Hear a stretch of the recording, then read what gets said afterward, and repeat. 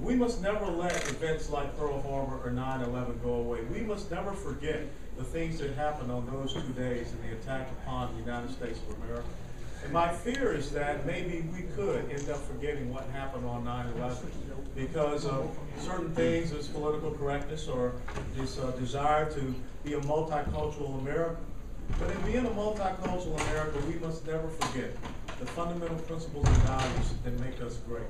We must never forget those who have sacrificed and lost their lives to keep this country. This is not a legal question. There is no question that anyone in the United States has the right to express his religious beliefs. There is no question that they have the legal right to build within 2 blocks of the site where 2,977 or so people died at the hands of Islamist terrorists. The question, it seems to me, is the moral right. It's the moral issue. It's very simple. Sharif al-Gamal and the other secret investors in this project, leave us alone, go play your game somewhere else, and let us have our peace. You have to understand that the major religions of this world, Judaism and Christianity, did go through reformations.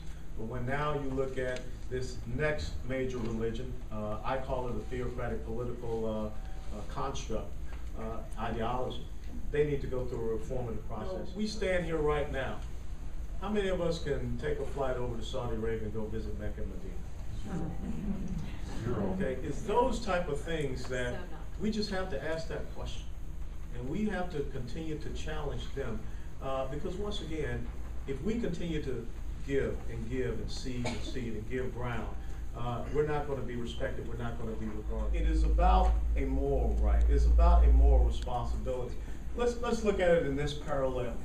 If 10 years or 9 years after Pearl Harbor, if the country of Japan had come to the United States of America and said we wanted to erect a memorial to Japanese naval seamanship at Pearl Harbor, what would we have said? You have no right to do so. And so I think that along that same parallel, that's what we're looking at here. We have to respect. I am not sitting up here and condemning people who call themselves Muslims, because I have been in Muslim countries, I have fought beside Muslims, I have helped some of my previous interpreters over in Afghanistan get green cards to come here and be a part of this great thing that we have in the United States of America. But I think now's the time we have to challenge this ideology. And if we are to peacefully coexist, I think that they have to come into the 21st century and push aside a lot of these 7th century ideas that they still hold on.